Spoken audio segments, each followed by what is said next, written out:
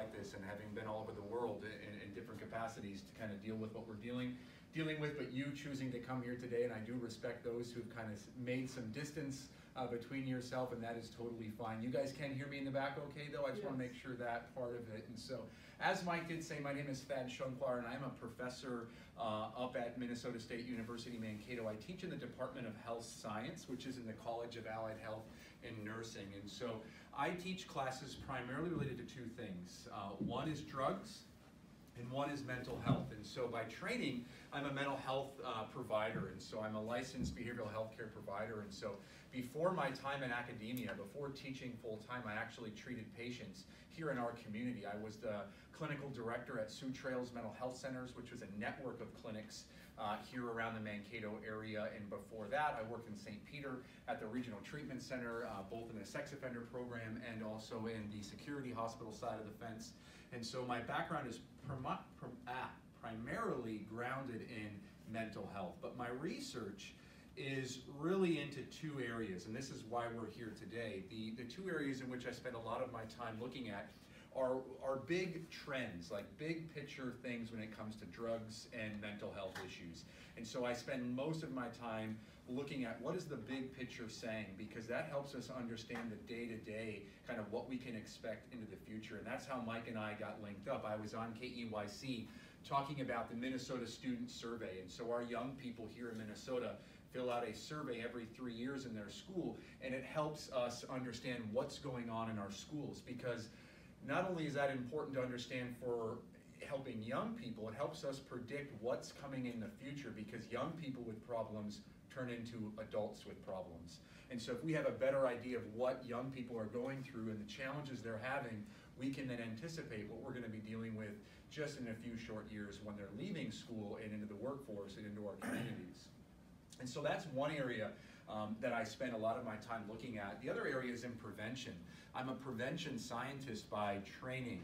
And so I look at saying, you know, we can identify problems all day long. I mean, we're really good at that, but what we're not so good at is preventing them from happening in the first place. And so part of my research and the things that I go out and talk to people about is how do we prevent things from happening?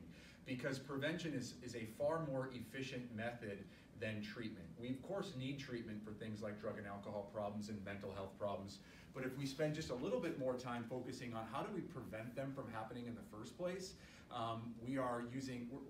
the resources will go a lot further in that respect. And that's why the topic came up today. We're going to talk about the declining life expectancy here in this country and why that's a big deal and why everyone needs to know about that. But then maybe even more importantly than just knowing about it is what are we going to do about it? Because if we don't do something, the decline will only continue to get worse, as we'll kind of look through today. My teaching style is one of engagement. I can lecture to you for the next 90 minutes. You don't want that, I don't want that. Even though I should say, you guys are my last lecture of the year. You are the last lecture that I will have this year, because if you have not yet heard, MSU has canceled classes, in-person classes for the remaining part of the semester, and so I won't get an opportunity to be in front of people and lecture like this. So you're my last hurrah until probably August. I need you. I need some of your feedback, because looking around the room, the problem that we're currently having with resilience isn't in this room.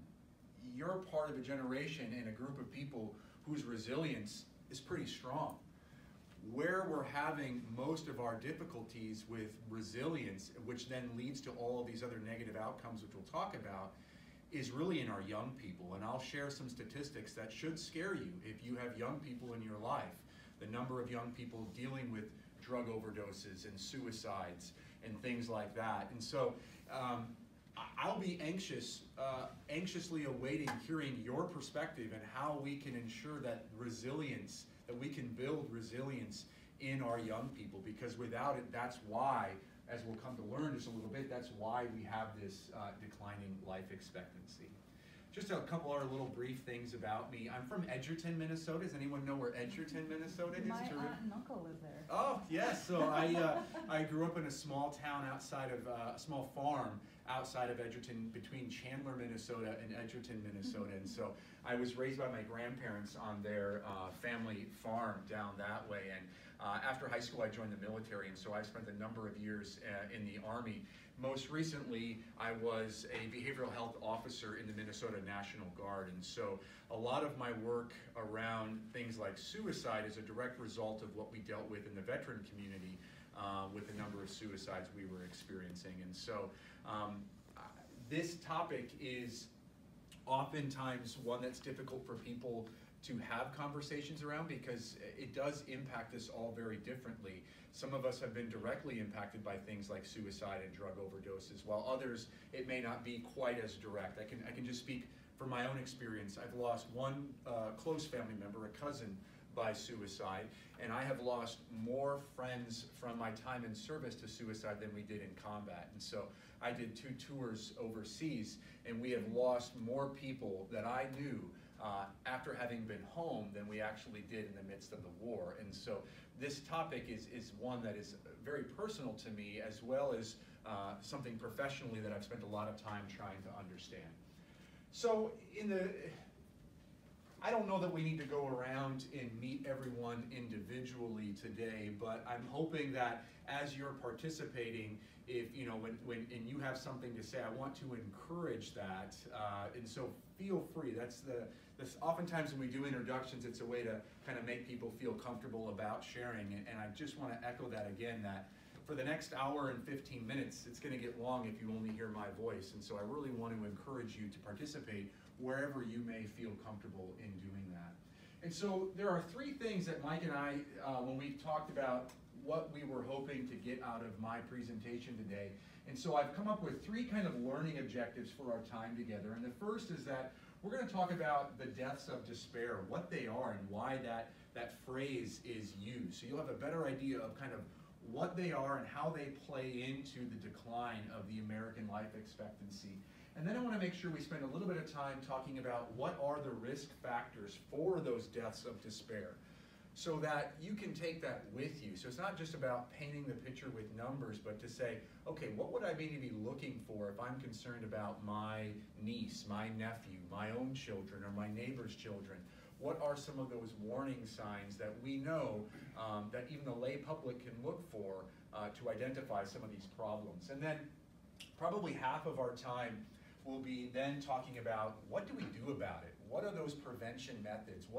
How do we build resilience? How do we build resilience as a community and as a country? Because as we'll come to learn, this is the only way to reverse these trends. It is. There is no other magic pill that we're waiting on. There isn't a vaccine for the deaths of despair. That's what we're kind of all focused on right now for the current issues that we're dealing with just literally today, is when will the vaccine be available? For these issues that we're going to talk about, there is no vaccine. The only way to deal with them is to prevent them from happening in the first place. And in my estimation, the only way to do that is to build a more resilient community, a more resilient country when it comes to dealing with the deaths of despair. So let's just first start by talking about the American life expectancy. And what I mean by life expectancy is that we have a number, if you will, that we can say that Americans are expected to live this many years. And that number generally kind of fluctuates, but historically has remained fairly stable and has basically gone up for 60 years. And that makes a lot of sense, as we have advancements in technology, advancements in medicine and healthcare. All of those things have really aided us in increasing our life expectancy. But here in this country, we have the lowest life expectancy of all comparable countries. So if you think about the comparable country average, so if we look at all of the countries that are like the United States, more developed, more advanced, the average life expectancy is 82.3. That's the other countries, if we average out all of the other countries. And if you look here at the United States, I know you can't see these numbers, so I'll just read them. The United States life expectancy is 78.6. So think about that. We live in one of the wealthiest nations in the entire planet. We have some of the best healthcare in the entire planet, but yet we live shorter lives than the rest of the world of comparable countries. And so the question has to start to be asking, well, why is that? Why do we live shorter lives than our friends in Canada or in the Netherlands or in France or Japan, who has the highest life expectancy? What's so different about their cultures, about their communities, where we're living on average 6 years or so less than our neighbors in Japan? What is that about us? What is that about them? What can we learn from that? And so this graph just shows you that we are not doing a very good job. We have the lowest life expectancy of those developed countries. And so, as I said, life expectancy is the most basic measure of the health of society. And when we see it go down, it's extremely unusual. As I said, for 60 years in this country, it's gone up. And so when we see it dip down, that's unusual. But maybe what's most unusual, and actually statistically unheard of, is we didn't just have one dip. We had 3 consecutive years of the life expectancy dropping in this country. And that hasn't happened in about 100 years. And so that's extremely worrisome. It should be for everyone that, yes, I mean, granted, with the current situation with the virus, I don't know what will happen to life expectancies. You know, I'm not an epidemiologist. That's not my area of expertise. But based on what I read, we're going to see life expectancy across the globe probably take a hit over the next year or two. But even prior to all this current conversation that we're having, it's remarkable that the United States of America, and all of the wealth that we have, and all of the healthcare systems that we've put in place, that we saw the life expectancy decline for 3 consecutive years. And that sounded alarm bells across basically anybody in healthcare. As somebody who practices healthcare, it's a bit of an existential crisis to be practicing healthcare at a time when people are living shorter lives. Like, what does that say about us as healthcare providers? Like, the fact that people are living shorter lives. And so the first question that we have to ask is how? How is this possible? How did we go from 2015 to 2017? How did we see that life expectancy drop? We'll get to the why as well today, but the first thing is the how, and that really brings us to the term deaths of despair, and that's what Mike and I spent a lot of time talking about in my office, and I can't take credit for this phrase, deaths of despair. Ann Case, who is an economics professor from Princeton University, her and her husband, Angus Deacon, who's actually a Nobel Prize-winning economist, they came up with the term deaths of despair. And you might be wondering, what does an economics professor have to do with life expectancy and all the things that we're talking about? But these two individuals at Princeton, they looked at why we saw the life expectancy declining as a result of kind of the economy, and why that doesn't make sense, that why the economy is doing so well, but yet certain groups are doing so poorly. And so Anne and her husband went in and they looked at 3 methods of fatalities that have increased dramatically, and they coined them the deaths of despair. And so the first is liver disease or alcoholism, the number of people dying from liver-related illnesses and diseases, drug overdoses, and suicides. And so when you look at all 3, if you look at those things individually, those things have always been part of the mortality rate in this country. But what Angus and Ann did was they combined them together as one reason, the deaths of despair. And when you do that, it just painted another very grim picture and actually gave us the how the life expectancy declined. The increases in these 3 fatalities are the single-hand reason why life expectancy shrunk 3 consecutive years. It was these 3 fatalities, and we'll go into those things individually. So if you think about liver disease, the liver, and I don't mean to give an anatomy lesson here, but the liver is the largest organ in the body. The liver is responsible for digesting food, storing energy, and cleansing our body from harmful toxins like alcohol. So the liver's responsibility is to kind of clean the blood as it flows through our body and allows nutrients to get to where it needs to, at the same time scrubbing out the bad things that the body doesn't want to have. And when we work the liver over time, when we're drinking lots of alcohol, the liver then becomes damaged. And to kind of put it into context, So between 1999 and 2017, and that's the period in which we are across all three of these fatalities we'll look at. So in a period of time of 18 years, and you may be wondering why I'm only talking about something that happened 3 years ago. In medicine research, we don't have like up-to-date data, and so where we're at right now is we're still understanding what happened in 2017 and 2018. It'll take us a few more years to really understand what's going on today. And so between that 18-year period, deaths from liver cirrhosis, and that is actually the deadening of the liver tissue. And so when the liver is being overly used, or when it's being constantly called upon to detoxify the blood, what ends up happening is you kill that tissue, and we call that cirrhosis of the liver. And so deaths from cirrhosis in that 18-year period increased by 65%. So we saw this unprecedented jump during that 18-year period. Deaths from liver cancer also doubled during that time frame. So basically all these liver diseases all went up dramatically from 50% to 65% across, or 100% from cancer, they doubled, and then 65% from cirrhosis. And that is as a direct result from alcohol consumption. And so what has happened during those 18 years where people were drinking more and more and more?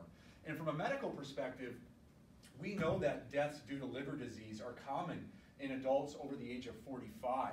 But the biggest area where we saw the increase was not in adults over the age of 45. We saw the largest increase in liver disease with our young drinkers, adults between the ages of 25 and 34. That's what's so scary about it. Not only did the numbers go up, but it was a different group that saw the numbers go through the roof. It was young people. And when I think about people who suffer from liver disease, and you think about what that looks like in your mind, you're not typically thinking about somebody who just graduated college, somebody who's starting a family, who's a young professional, but that is where we're seeing this substantial jump in liver disease, where people are actually dying. And you think about alcohol use trends. We used to think that the biggest culprits of bad drinkers or harmful drinkers were college students, and I know that because I work on a campus, and it wasn't that long ago I was a college student myself. And we used to think that was the biggest concern that we had, but what we know now is the biggest concern for harmful drinking is this group, 25 to 34.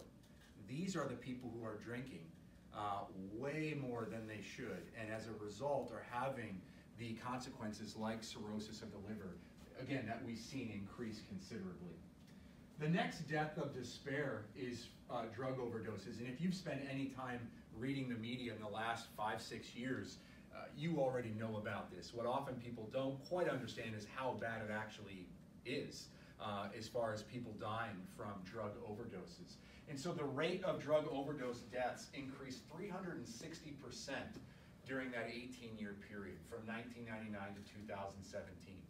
So 360% people were dying from drug overdoses. It happens all over this country, happens right here in our community. In fact, we've been fairly sheltered from this epidemic, particularly the opioid epidemic. We've had, I believe, to my last count, 2 in the last 18 months, 2 fatalities directly related to drug overdoses in our community. But if we were to go to a place like Ohio or Pennsylvania or some of these other places, it's considerably higher than that.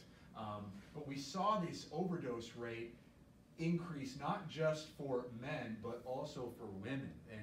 And back to the demographic that's most susceptible, it was young people. It was young people between the ages of 25 and 34 that saw this huge spike in overdoses. And the Center for Disease Control estimate that there are 192 drug overdose deaths every single day in this country. So nearly 200 people every single day die as a direct result of drug overdoses. And when you see the image, and this graph just kind of shows how quickly these overdose deaths happen. So if we go back to 1999, the top line here is men and the bottom line is women. You can see just how quickly these things jumped up. And right here toward the end in 2017, we saw that number just exponentially go directly up. And if you think about the types of drugs in which people are overdosing on, the number one culprit, about 80% of drug overdoses are from opioids, which are drugs that we use in medicine to block pain. And so they are a very needed medicine. It's not that we can just say, hey, let's just stop using opioids. Opioids have a very important role to play in medicine. However, for a period of time, we just went crazy with them, and we gave opioids to everybody for everything. And it wasn't until it was too late we realized that we've done a real disservice to patients and to our communities, and we're still picking up those pieces. The number of drug overdoses continues to, it's stabilized now over the last couple of years, but you can see in that 18-year period that we had a 360% increase. You can't say that about anything. There's nothing in the history of mortality rates that has ever gone up so fast, so quickly, and killed more people. And so we have 2 of the 3 deaths of despair. You're kind of seeing now why life expectancy in this country has shrunk 3 consecutive years. Liver disease, drug overdose, and now suicide. And as I said at the beginning, suicide is a very difficult topic for people to talk about, simply because of the reality is most of us in the room have been impacted by suicide one way or the other, either directly impacted by someone that we love, or even just someone who loves someone. I mean, suicide impacts everyone across the entire communities. And so if we take that same time period from 1999 to 2017, the suicide rate in the United States increased 33%. So we have people drinking, we have people doing drugs and overdosing, and we saw a substantial increase in people ending their life by suicide. Suicide is historically what we call a static statistic, meaning there's always a percentage of the population that will end their life by suicide. There are lots of things that we consider static. There's going to be a number of people who get cancer and heart disease, and we just know there's a baseline number that generally stays the same over time. But in these 18 years, we saw an increase of 33%. That is unheard of, to see something like this jump up so quickly and so high. And if we look at age ranges, because this is important, and this is where it gets really scary, folks. This is maybe the most scary statistic that I've seen as a behavioral health provider. So if we look during that time frame, the suicide rates for young people ages 10 to 14 tripled. 10-year-olds to 14-year-olds. The rate of their suicides tripled during this time frame. And if we bump up just to the next age group, we saw an increase, nearly a double increase of young people ages 15 to 24 suicides went up. They nearly doubled for that age range. So historically, when we think about suicide, it's generally been young people. You know, that would be the largest demographic, this 15 to 24. And then we'd have a break for a while, and then it was actually older adults that came in. People over the age of 65 were then the next largest group. But during this 18-year stretch, we saw just this huge uptick in adolescent and teenage suicides. The other thing that we know about suicides is it hasn't geographically impacted people the same either. And so the Center for Disease Control looked at all of the suicides in this country, and they found that if you live in a rural area, that your suicide rate was 1.8 times the rate for most urban areas. So it impacted people living in outstate more than it did in our metro areas. And that's important to kind of think about and realize as well, is that not that the metro areas are isolated from this, but this is a bigger problem for the people where I'm from, down in Edgerton, Minnesota, than it is for my friends in Edina, Minnesota. Those places are impacted greater from that. And like the drug overdose, you can see the suicide rates here during that time. If we were to look at a graphic of it, you see that it is increasing across time. Now, not as drastically as drug overdoses. We saw how quickly that one went through the roof, but this is a trend that is alarming. That, again, And we're always going to have a segment of the population that ends their life by suicide, but there's nothing to really explain why in those 18 years it went up 33%. So we'll talk about the why here in a moment, and that's where you're going to participate. Kind of why did we see these increases? But before we do that, I would be remiss if we didn't take some time just to talk about what are the warning signs to look for for those things. So we're going to come back to why. So be thinking about that as we talk about what do we need to look for. What are the warning signs that we have to look for if we're concerned about these things? So let's first start with substance abuse. So if you think about those 3 deaths of despair, suicide, drug overdoses, and cirrhosis of the liver or liver disease, 2 of the 3 have they're directly correlated with substance use. And so if we think about what it looks like when somebody is struggling with substance use, because it's not fair to say anybody who uses a drug, let's say like alcohol, has a problem. I like drinking beer, right? And maybe I'm not alone in the room of people who like wine or like beer. It doesn't mean that you then have a drug problem.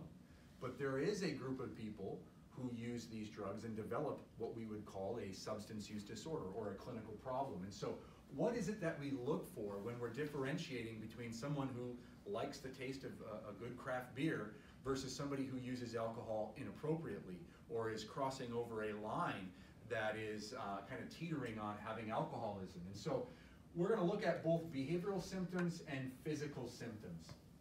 The other thing I forgot to mention at the beginning of today is I stopped printing things about 5 years ago. So I don't use any paper in my classes anymore, simply because I saw the waste. I used to print reams and reams and reams of paper, and I would watch students, I would give them something, and on their way out the door would put it in the garbage. And so about 5 years ago, I said, I'm done printing. So I don't print anything in my classes anymore, to include when I do presentations.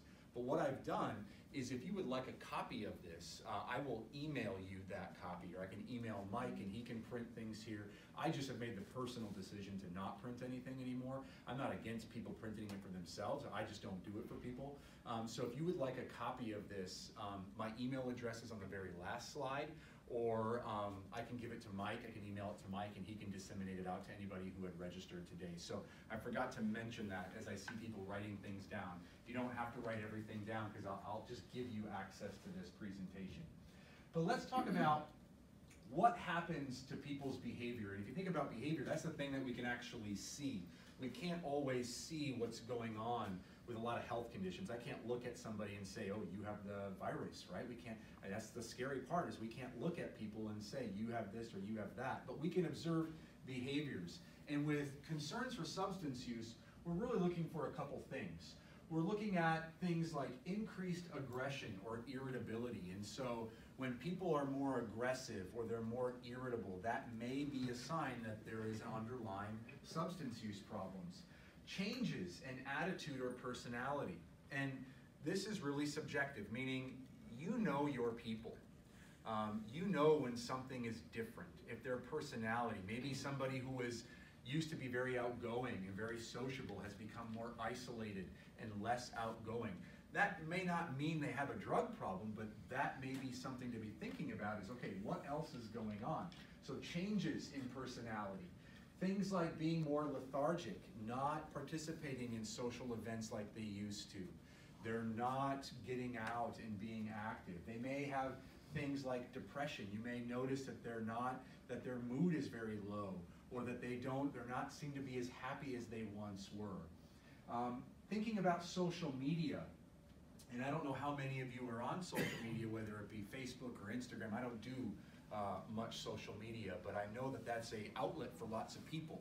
And if you're reading posts from people who used to post, uplifting, or they used to post just things about their families, and now they're broadcasting kind of a very different image or a very different kind of who they are, that may be a symptom of a warning sign, I suppose, of substance use.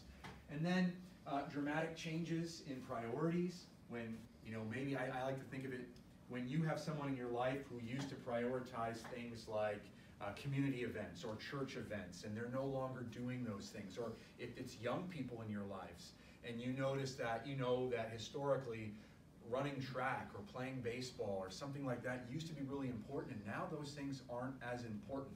Again, that doesn't mean they have a drug problem, but when you take that piece and you add it to some of these other things, that may then help kind of give you that warning sign of something might be going on. And then last but not least is the involvement in criminal activity. I do a lot of parent education. I go into schools and talk with parents about drug prevention. And when your young person is caught with drug paraphernalia, the number one thing they're going to say is what? It's not mine. It's not mine. It's my friend Bill's, right? It's Jenny's. I'm just holding it for them. They're lying, right? If your young people are caught with drug paraphernalia, that is a clear warning sign that something is going on with that young person. So don't buy for a minute when they say, oh, this vape, it's not mine, it's my friend's, and I'm just holding it for them. They're lying. And so, when you think about the involvement in criminal activity, it's like if a young person is caught in some capacity using or abusing drugs, like that is a huge red flag. It doesn't mean, again, that they have a drug problem. None of this is diagnostic. It doesn't mean just because one or two of these things are happening that there's a problem. But these things together really paint a picture that this might be something you want to be concerned about. And if you think about physical symptoms, so not necessarily behavior, but things like increased or decreased body weights, or so if somebody is either gaining weight or losing weight, and there's not another explanation, that could be part of it. Having bloodshot or glazed eyes, sleeping too much, sleeping too little, when they just look bad, and we all know what that looks like for the young people or the people in our lives, when they just have a different appearance, so their behavior has changed, they look different. Those things together, when you start adding those pieces, that may be a warning sign that something is going on with that young person or with that person in general. The body odors, do you mean due to chemical body, not because they're not showering? It could be both, actually. And so some of the drugs that people use do have a very distinct odor, right? If you think about alcohol, there's a smell that people have when they've been drinking. If they've been smoking, there's a definite smell that comes with that piece of it. So that's part of it, but you're also exactly right about the not showering, because if you're struggling with a drug problem or an addiction, the drug that you're addicted to becomes your priority, and you stop doing things that otherwise would be important, like taking a shower. And so it could be that, but I often pause at that because young people often just smell anyways, right? They're not, and I can say that because I teach freshmen at MSU, and yeah, I think some hygiene classes should be built into the curriculum as well. So I don't mean to say all those students have drug problems, but again, if you're noticing that, and that's out of order. Like, so if your grandchild is somebody who generally is well kept and doesn't typically have a hygiene problem, and all of a sudden you're noticing that they're having these hygiene problems, that is something to pay attention to. It may just be they're busy and it's that time. It could just be puberty. It could be lots of reasons, but it also could be a sign or a warning that, hey, there's something behaviorally going on with this young person or with this person. It doesn't always have to be a young person, could be a spouse, could be a neighbor, that we need to maybe just pay a little bit more attention to. Does that help? Yeah, question. We know the odor of alcohol and marijuana. How about the opiates? Do they have a... Yeah, so that's a good question. So there really isn't a distinct smell. So that one is hard, is more difficult to, if we're worried about, what kind of things we're looking for with opioids. With a drug like opioids, what you're most looking for then are some real changes in their personality and some real changes in things like they're sleeping all of the time or they're not doing what they should be doing. So when I think about patients, if they miss appointments or if they are not going to work or if they just had all these changes, that may be a sign, because a drug addiction like opioids is all-consuming, meaning it takes over your life. And so it's hard to have people who have like a little bit of an opioid problem. With alcohol, there's kind of this spectrum of, okay, you drink, but you go to work and you raise your family, and where is that line? But with opioids, it's generally you're all in with a problem or you're out. And so there's not a smell we're looking for with that, but definitely more of behavioral things that we'd be observing. if we think about warning signs of suicide, so the first piece of it was looking at concerns related to chemical use, but with suicide, there are two things we're really looking for, and one is if the person is talking, because there's this myth that if people are going to end their life by suicide, that they're just not going to say anything. And in many cases, that is true. I think about my own family. My cousin ended his life by suicide, and there were no overt conversations. There was no reason from the outside looking in that you would be concerned about him and suicide. So I get that in some cases people aren't talking about it, but in more cases than you would actually think, people are actually talking about suicide. And so they actually have conversations about what would it be like if I killed myself, or they're talking about feeling hopeless, having no reason to live, being a burden to others. Those things, when you hear people talking about not having hope, being a burden to other people, that is a huge red flag of saying, all right, it sounds like you're going through a difficult time, let's get you some help. Because you may not be that help, but there are lots of people and some resources that we'll highlight today just here in our community that you can reach out to say, let's get you some help with that. And much like substance use, there are behaviors that we can look for. And so there's a lot of overlap between these behaviors. And so one thing, when we're concerned about suicide, is the increased use of drugs or alcohol.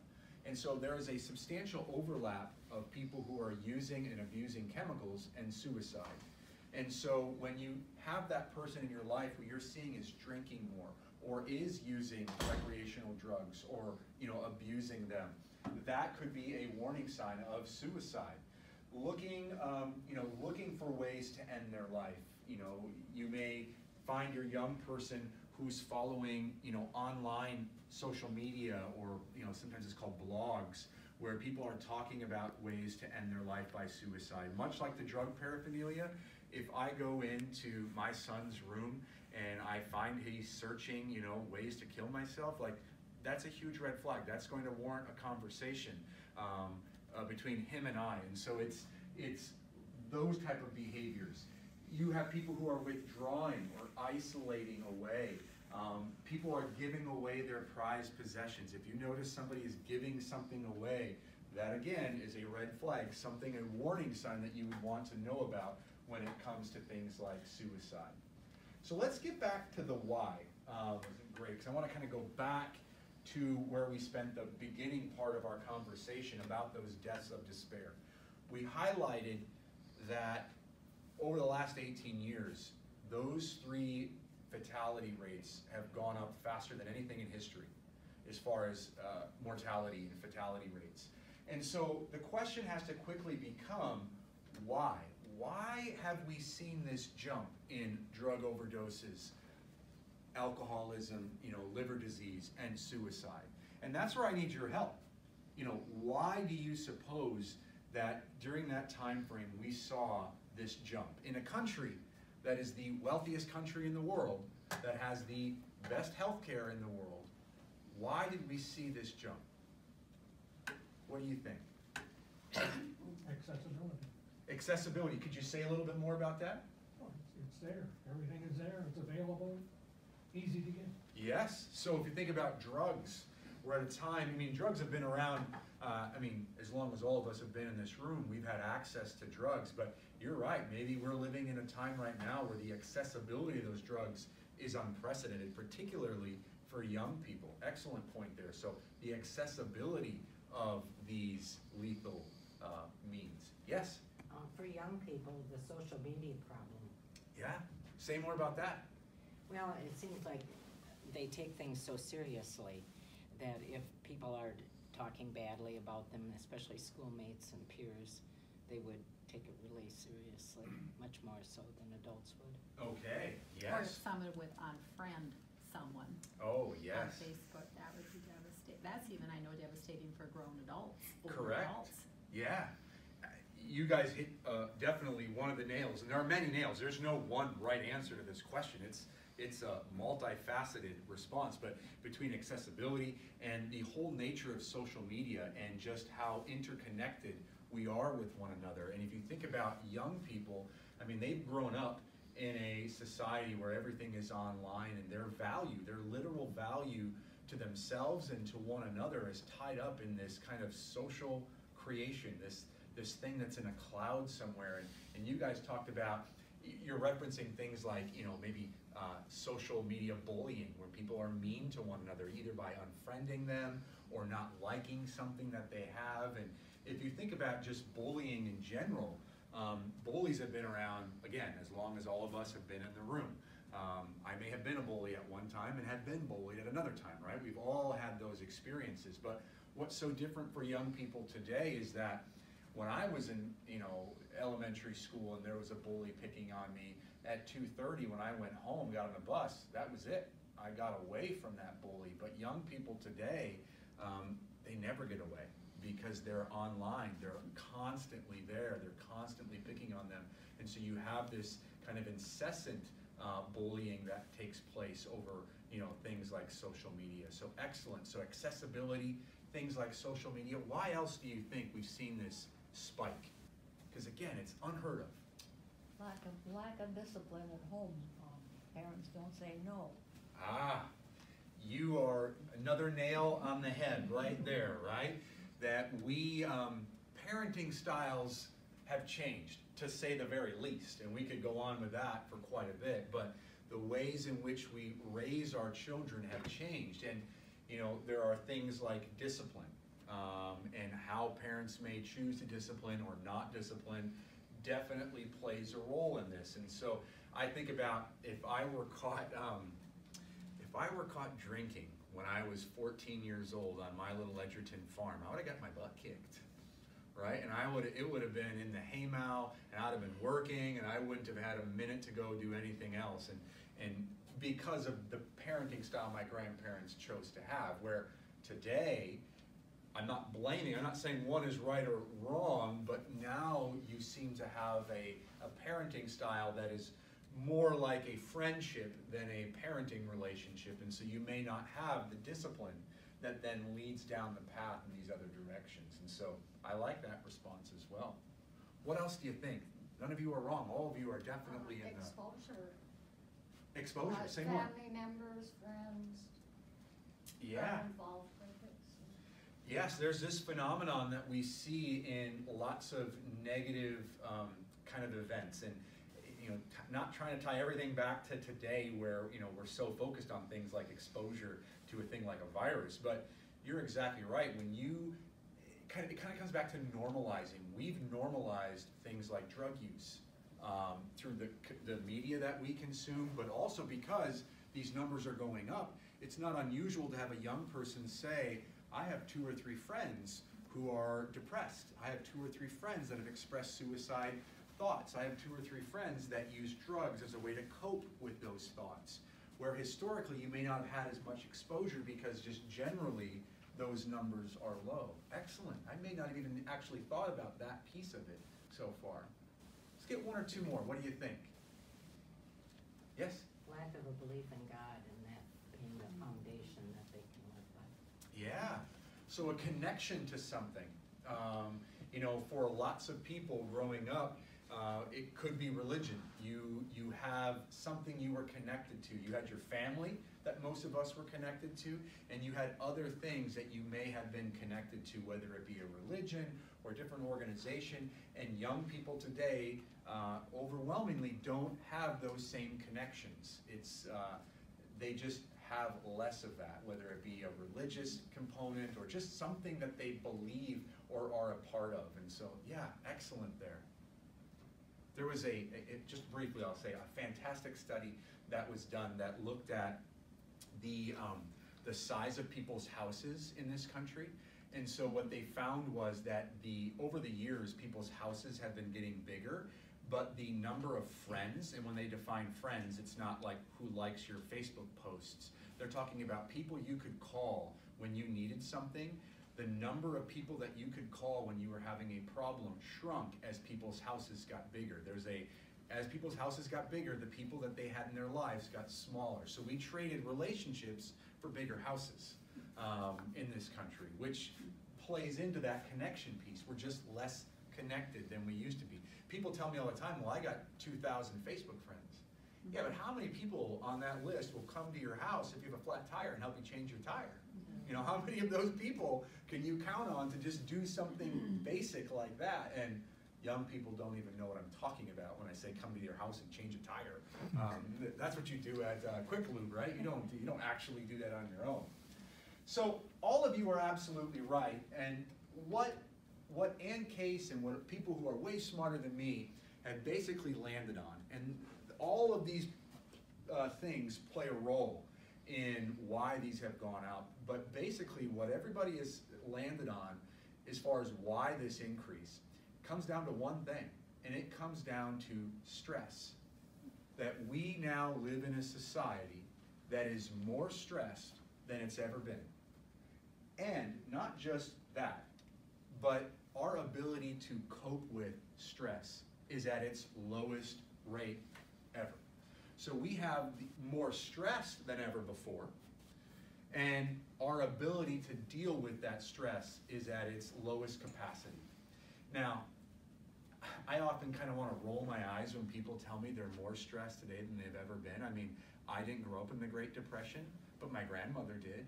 And I've heard stories about what that was like, you know, and so the idea that we're more stressed today because we don't have a new iPhone or that we don't have, I mean, stress is very relative, I understand that.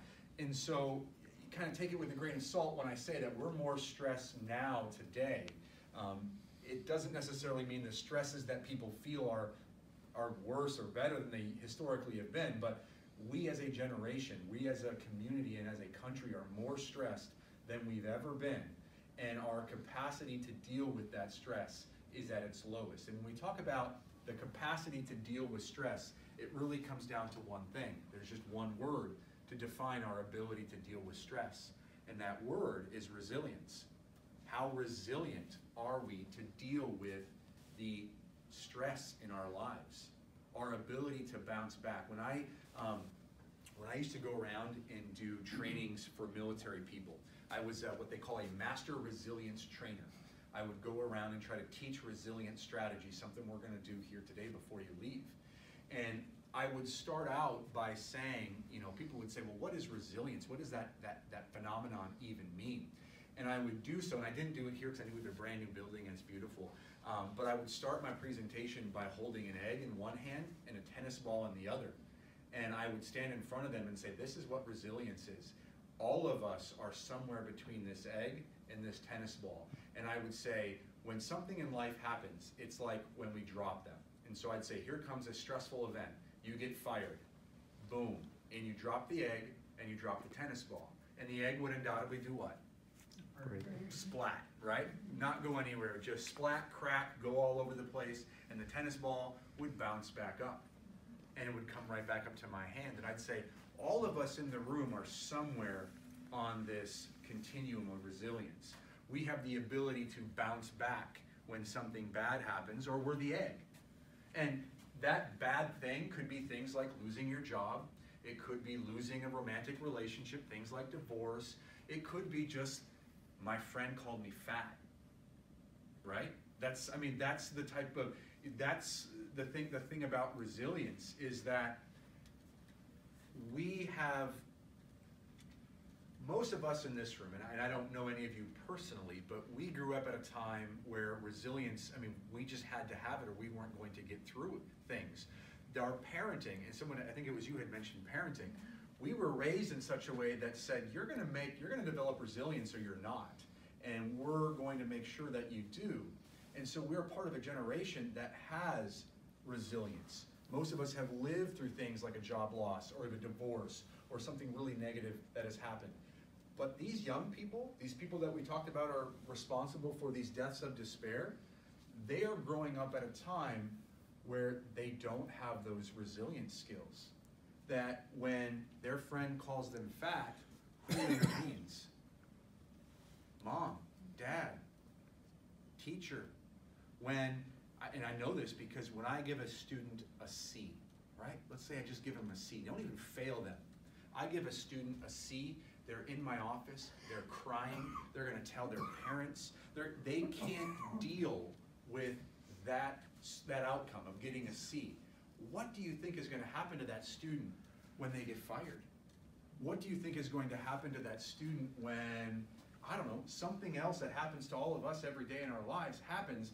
They don't have those basic resilience skills to bounce back from small things. Because if you think about something like suicide, I mean, it's not that getting a C on a paper causes a student to end their life by suicide. It's not that direct, but it's a lifetime of not being able to deal with things that then have a student say, I don't know how to deal with this, so therefore I'm going to drink, or therefore I'm gonna cover up my feelings with drugs, or I've now dealt with something so terrible that I'm going to end my life because I don't know how to deal with that. So if you think about the why those things have gone up so considerably, it is 100% as a direct result of a lack of resilience. Now, I'm not talking about, it's super important to say this. As I mentioned at the beginning, a number of these things are static. There's always going to be people who die from drug overdose, there's always going to be people who die by suicide, and always going to be people who have alcoholism and cirrhosis. So I'm not preaching up here saying if we just made everybody resilient, those things would go away, because that's not true. There's always going to be those things, and it's not me saying that my cousin had a lack of resilience, that's why he ended his life by suicide. It's not that simple. But when we're talking about millions of people, what I am very confident in saying is that we can decrease that number. We can take drug overdose rates that are at 360% increase, and let's just cut it in half. Let's just say it's 180% increase. I could live with that. I could live with just a number that is the other direction, just for a little bit of time, to get that life expectancy going back in the other direction. So often, I'm so afraid always of people saying, well, you're making a very complex situation simple by just saying if we had better resilience, all these problems would go away. That's not what I'm saying. But I am very clearly saying that we have young people, we have a generation of people, a couple generations of them actually, who have a lack of resilience, and that is single-handedly the reason that they don't know how to deal with all this stress, and they're turning to these other outlets that has now caused this increase in these deaths of despair. So if you want to reverse those things, just like the presentation of my title, if you want to save those lives, some of them, not all of them, I get it, we're not going to save everyone, but if we're going to save some of them, we have to build resilience. So that leads me into what we can do about it. How do we build resilience? And you know, we first have to identify what resilience is, and I think we've done that already. I kind of gave, my giveaway of when I drop an egg and drop a tennis ball. That's how I like to explain resilience. Resilience doesn't mean that nothing bad is ever going to happen to you. People think it's like this protective shield that if you're resilient, nothing in life bad will happen. It's quite the opposite. What it's saying is when those bad things happen, because inevitably it's going to happen to all of us, there's going to be something that tests our ability to bounce back. It's in that moment we have that fortitude to push through and bounce back and get through that problem. And resilience then would say, not only will you get through it, you'll actually be stronger on the other end. And so I like to think about, I'm trying to give an example. Worked with a patient who went through a divorce, and very difficult divorce, losing custody of his kids and going through all of that, and all of the red flags, all of the signs of this is somebody who we should worry about for drinking, somebody we should worry about for suicide. And what he did was, through his resilience, went through that and came out stronger on the other side. And now when deals with the next thing in life that's going to inevitably happen, will be better prepared to deal with that because he lived through and worked through and bounced back from that divorce in his life. So it's not about building a resistance to bad things. It's about being able to work through them. So that kind of answers this piece of it too, what it's not. It's not a protective shield. The other thing that we historically believed about resilience is that either you had it or you didn't. And then if you didn't have it, you just never were going to get it. And this is where my work in the military really proved this to the opposite. So just backing up, historically we thought there was a part of your brain that if it was healthy and worked well, you were just more resilient. And people who didn't have resilience, it was a result of just not having the right chemistry in the brain. And the University of Minnesota looked at this and said, can we build resilience in people? Can we take somebody, or is this an innate personality trait that either people have or they don't? And what they very clearly found was that no, you can actually build resilience. It's not too late to help people build resilience. That when you're younger, that is where it's most easily taught. So think about a language. I will never be able to learn another language. Most of us in this room would never be able to do that because our brains are done learning those types of things. We're not susceptible to doing that. But if you take my 8-year-old son, I could teach him a new language. He is at the perfect age to learn a new language. The same is true with resilience. These skills, I can teach them to all of you, and it's just going to be a very deliberate practice. But if we target young people to build these resilient skills, it's a much easier learning outcome there. So how do we build it? To kind of get to the question of saying, okay, Thad, you talked about how bad things are. You clearly demonstrated that to us. You talked about kind of the shrinking mortality rate or life expectancy in this country, and we identified the reasons why life expectancy has shrunk. And even within those, we identified that the reason people are overdosing, drinking themselves to death, and suiciding is because we're stressed out and we don't know how to deal with it. So now, finally pay it off. How do we then help those individuals? When I talk about building resilience, my hope is not only can you build better resilience for yourself, but even if you just take one thing, and there's going to be one thing that each of you pick up on today. It won't be all of this. I don't have some delusion that in 90 minutes I can make people more resilient. I would be speaking to a different place if I could do that, right? If I could build resilience in 90 minutes in people, it's a much longer process. But the outcome for me when I talk about it is if people can just pick up on one thing and do just one of these things, you're going to increase your own resilience. And my hope is that one or two of these things really speak to you so that way you can share that with somebody else, particularly the young people in your lives, because that's who needs this. It's the people who need to hear this presentation today aren't you. I'm glad you're here, but you don't need this, right? I mean, it helps everybody, but you're not the target demographic that I'm most worried about.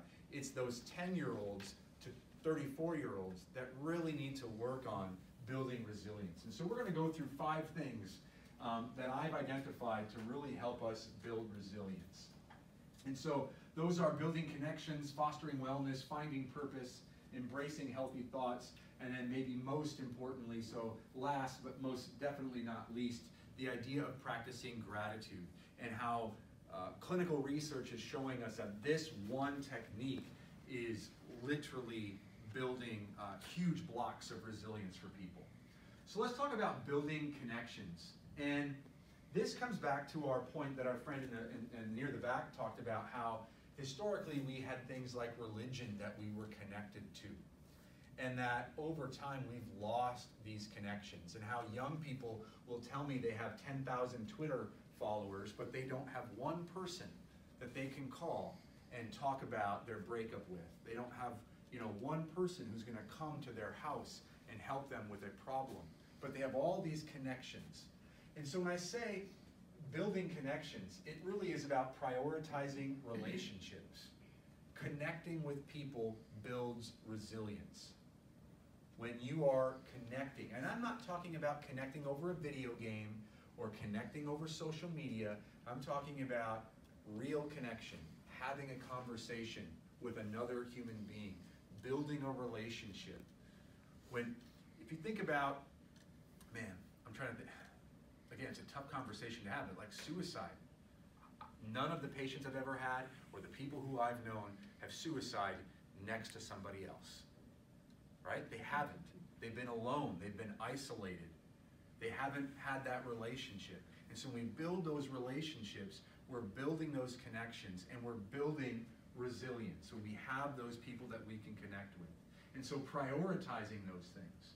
And you can also join groups.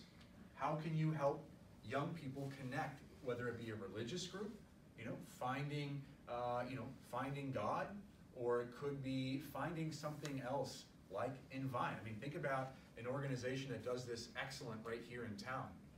This organization right here allows a whole demographic of people to connect and to join a group. And they do this not just because it fulfills some mission, it's because they know this works.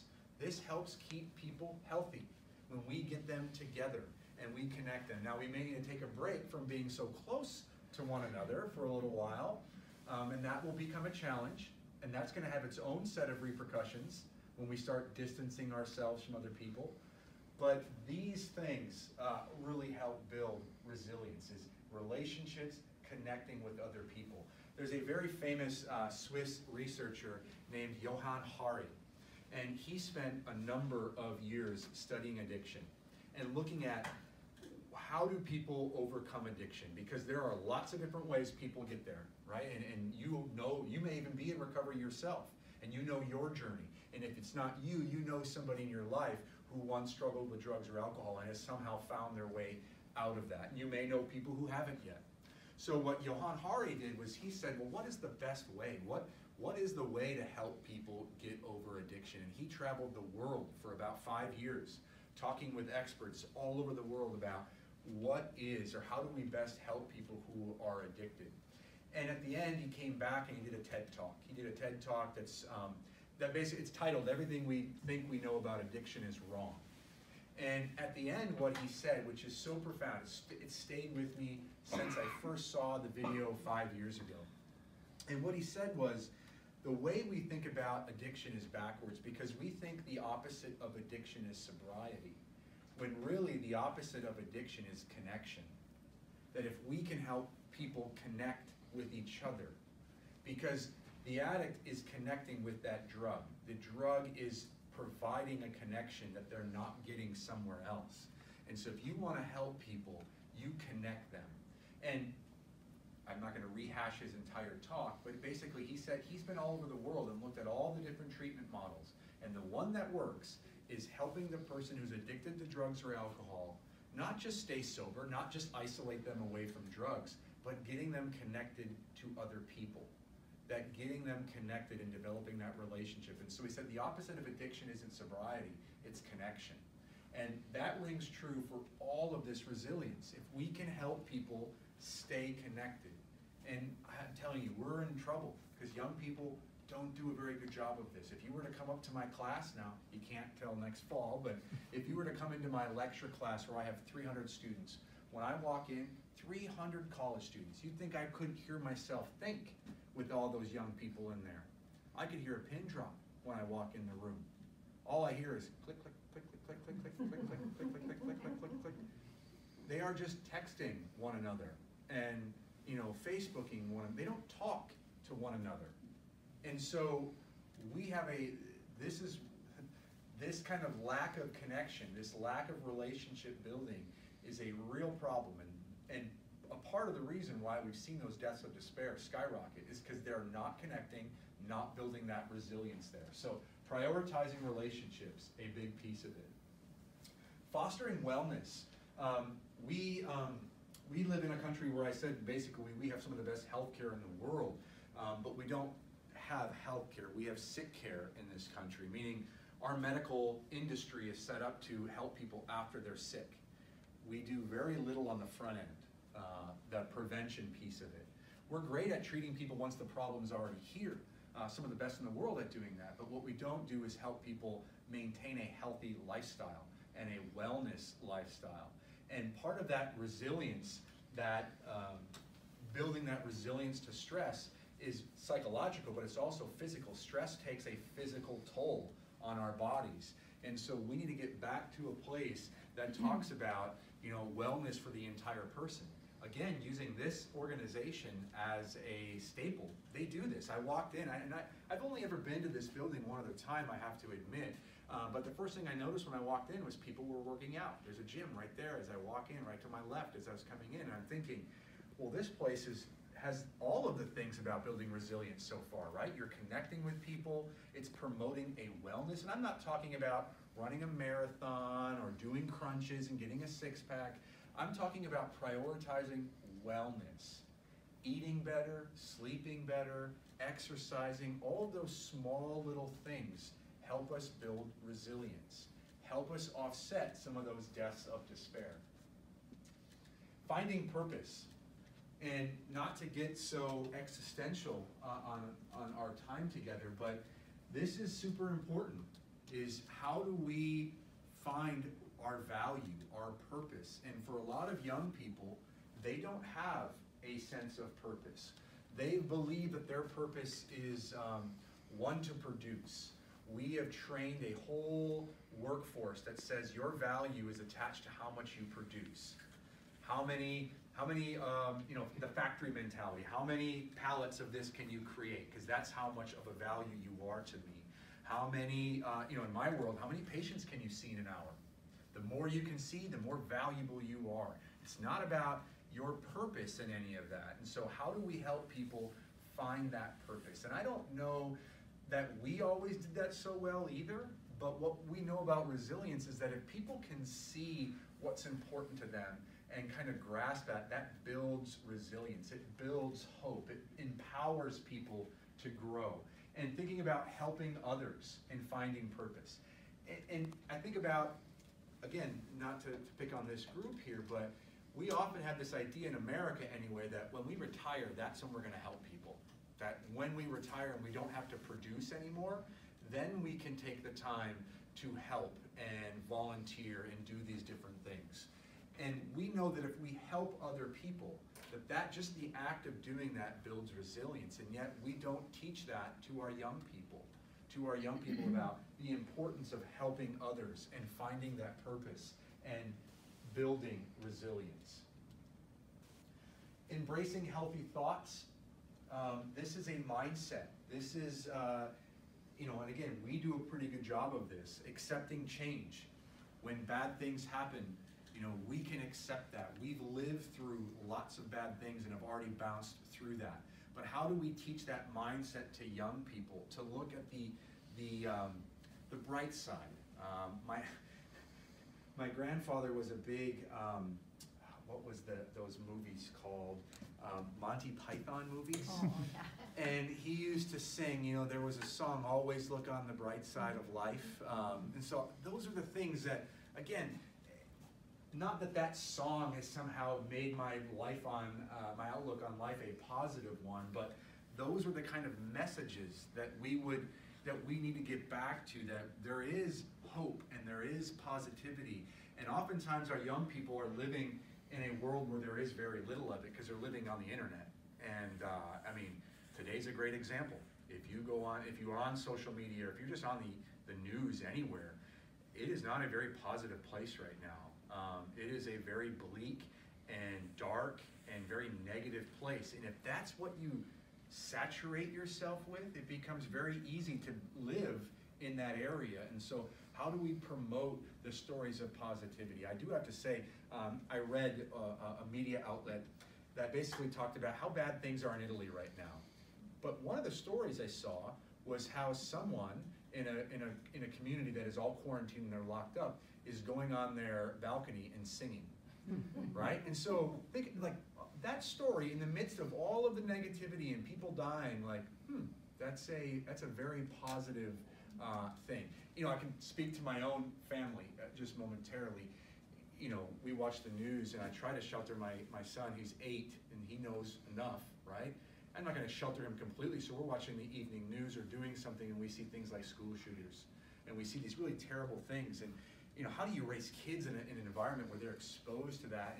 And one of the things that we do, my wife and I are very, you know, to do is to talk about it. And so one of the things when we're watching something very negative happen that we do intentionally with our son is we say things like, look for the helpers. You know, here's a really negative thing that's going on, but look at these people who are helping. So you have the school shooting and you're like, look at the firemen and the policemen who are running in to help, and to focus on those positive things, even in a time where there's very little to be positive about. And I think about today, again, think of the helpers, think of the people who are helping us and doing those things. And even though it's a negative experience, how do we then embrace those healthy thoughts to maintain a helpful outlook? Gratitude, I can't spend enough time on this, and this is the one I'm hoping that you will leave with. If I leave with giving you a prescription today, it's going to be this. The Harvard Medical School has done a ton of research on the practicing of gratitude and its health benefits. And I mean, I'm not going to say it's been as beneficial as things like antibiotics and as medicine, so I'm not going to go quite that far, but what they're saying is the practicing of gratitude has health benefits far beyond that we could actually can quantify. Meaning, if we got better at any of one of these things, this is the one. If we got better at expressing gratitude, our resilience and our ability to maintain a positive outlook, and all of these things I'm talking about, if we just do one of them, and this is the one that we do, we're going to see tremendous gains. And so if you think about the ways that you practice gratitude, the one thing I would challenge all of you, especially today, especially in this time right now where there's so much negativity, writing a thank you note, thanking somebody for something that they've done and sending that to them. This is a lost art. Young people particularly, just we email, we text.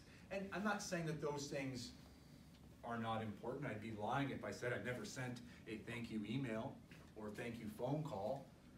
But I'm talking about taking it one step further and writing that note, thanking somebody for something, showing some sense of gratitude.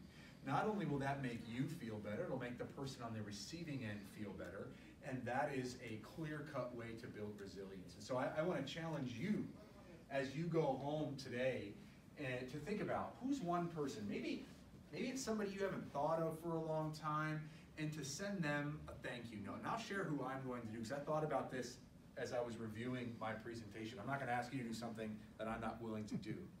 I'm going to send a thank you note. Now, it's going to take me a little bit of time, because I've got to find somebody's address, because I don't have it. But for the longest time, I've wanted to thank my 8th grade English teacher. And I don't know why I haven't done it yet, but today is the day. I'm going to figure out how to find out where she's at. Good news, in little towns like Edgerton, we still have a phone book. We can. It shouldn't take me too long to figure it out. But my 8th grade teacher, her name is Leslie Mulder, and I didn't like her.